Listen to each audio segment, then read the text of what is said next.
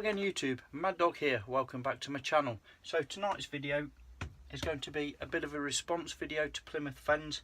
He's recently gone ahead and acquired one of my traditional flint and steel firelighting kits, and he's been experimenting with it, you know, and it isn't easy, let's be honest, especially if you're only just starting off at this sort of thing.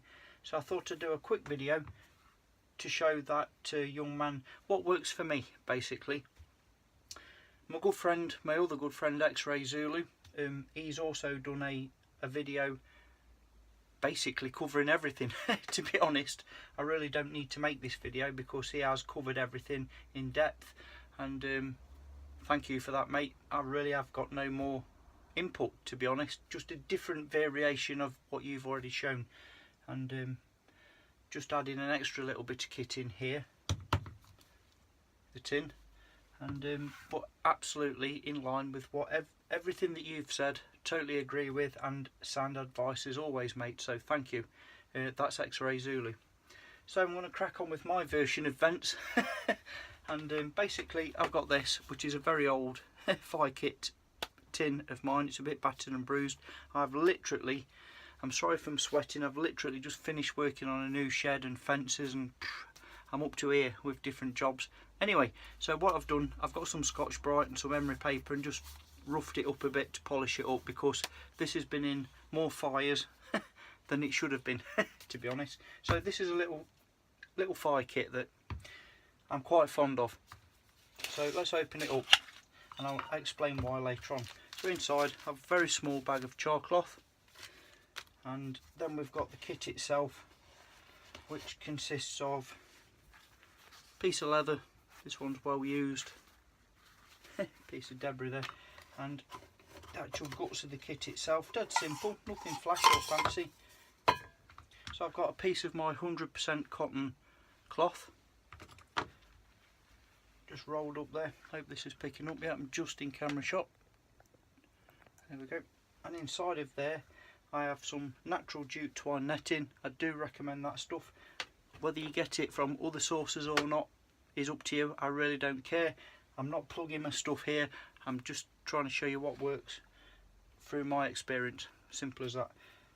I've got 2 or 3 pieces of flint. It doesn't have to be flint, it can be chert, and it isn't that important to me because over in the UK I can pretty much find a stone or piece of material of some form that's going to be hard enough to take shavings off my striker, which is a high carbon steel, an old file. I haven't even prettied this up, as you can see. It's a rusty old dog of a thing. I've had it many years. The ones that I do sell on eBay, I do try and make them more presentable than this. This is just for my personal use, so it doesn't have to be pretty. And then inside of here I've got some charred jute netting, which has absolutely been battered to death, to be honest. There isn't much left of it. And some netting, like I said, and some 100% cotton. Now the reason I keep these in here is because of the tin. I'm a big believer in the next fire mentality. So whilst you may be able to take your little bag of char cloth and your flint and steel and get that fire lit, I think it is important to also have the next fire mentality where, okay, I've got my fire lit, I've blown it to flame. Now with this tin, with a small hole punched in the top there, I can use some of my material that I have left to char to create charred material for embers for the next fire.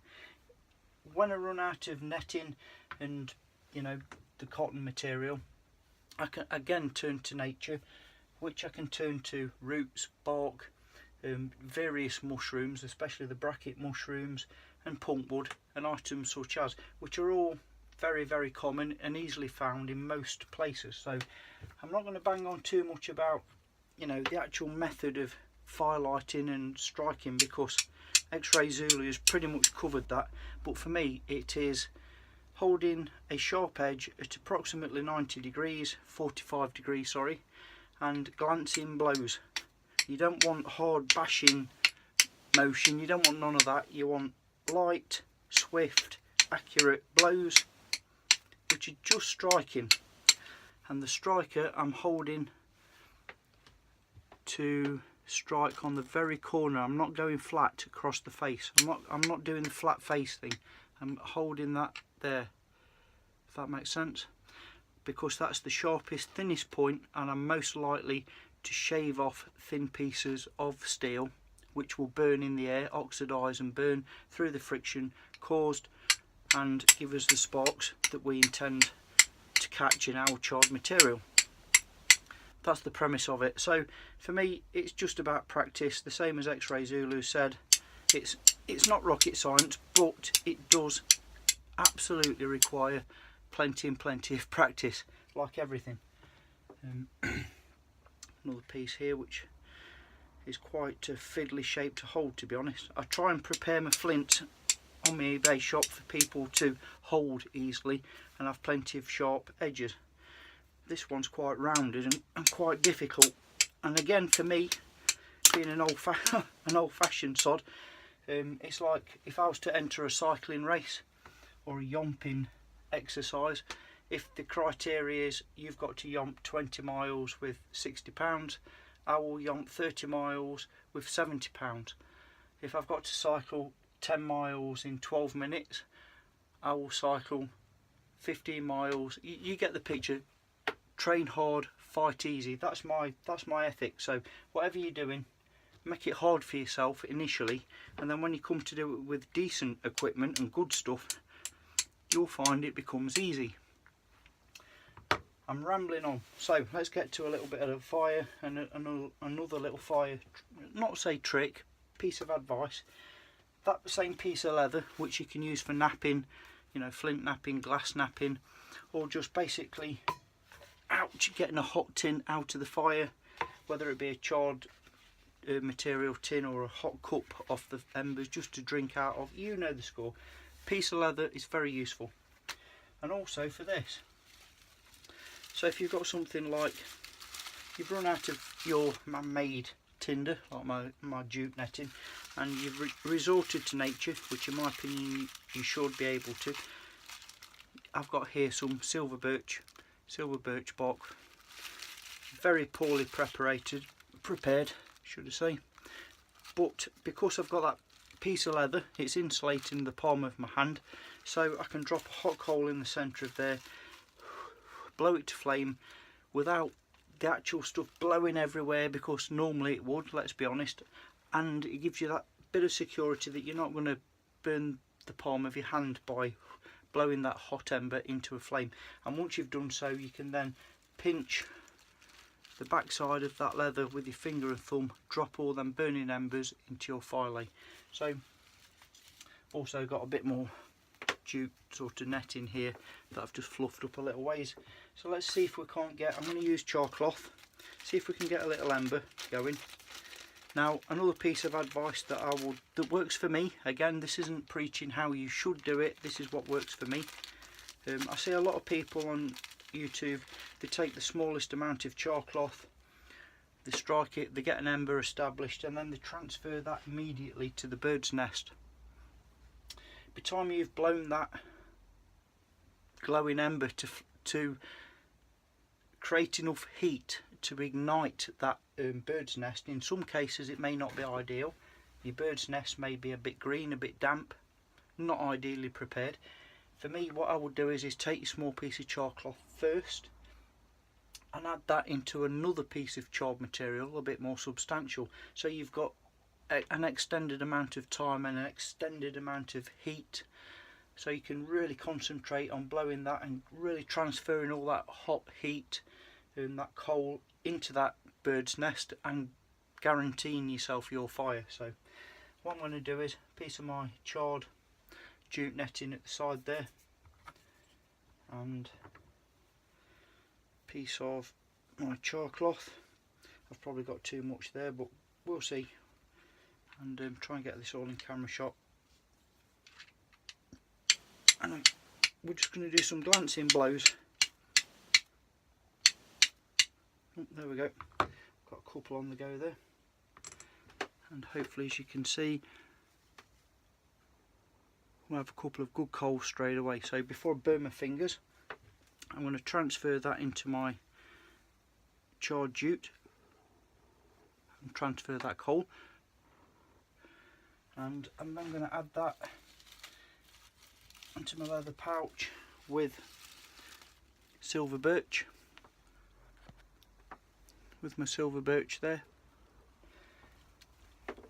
Bit of my natural jute just for good netting, just for guaranteed success if you like, and then pinch it together at the back, so I'm not going to blow all this stuff out into my hands, and give it some oxygen.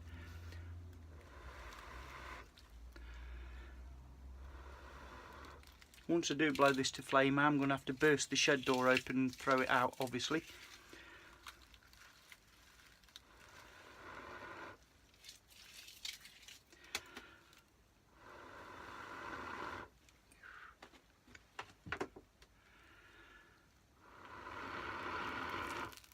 And there we go.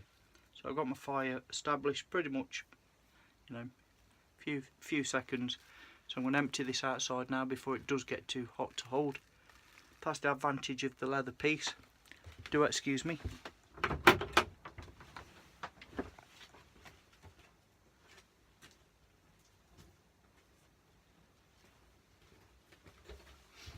Phew. Okay, cool. Whew. Crikey me, smoke followed me back in. So again, advantage of the piece of leather.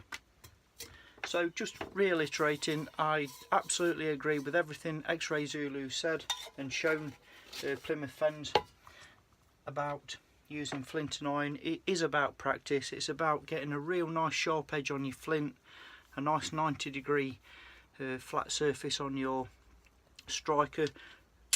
Practicing them glancing blows. You should be able to do it like a skilled man with a hammer and chisel. He shouldn't be able to look at the hammer and chisel and he will strike it every time. It becomes muscle memory, and you should be able to do it quite effectively with more practice. Char cloth to start with, because it's easy using charred netting as an extender or to practice with initially. I would definitely recommend carrying some uncharred material in your kit, so that once you've become efficient at getting a fire going from this method, you can then use the next fire mentality and continue to, you know, make fires wherever you go with. Basically, as long as you've got your steel striker, you'll be able to find flint or chert, and you will be able to find materials to char. So all you need is your striker and your tin, basically, in real life. The rest, if you know what you're doing and with practice, you will find and establish yourself. So anyway, I've rambled on way too long. For a better video on this subject, please go and check out X-Ray Zulu's video. Great guy, great character, great channel, very experienced and very knowledgeable. And to Plymouth fans, thank you mate for doing what you're doing and showing my stuff that you've brought from me and some of the stuff that I've sent to you, and keep doing it. Please, you're a young man and I beg you, you're only here once, please do it and enjoy the journey. It isn't about the destination, it's about the journey. Life is true to that. So thank you all very much for watching. I'm going to sign off now and leave you all in peace. I'm going to get myself a shower and get cleaned up because I stink, I'm hot, I'm sweaty and I'm dirty. So have a great Easter weekend, whatever you're all doing, and I'll see you all soon, which won't be long. Take care. Mad Dog signing off. Yeah.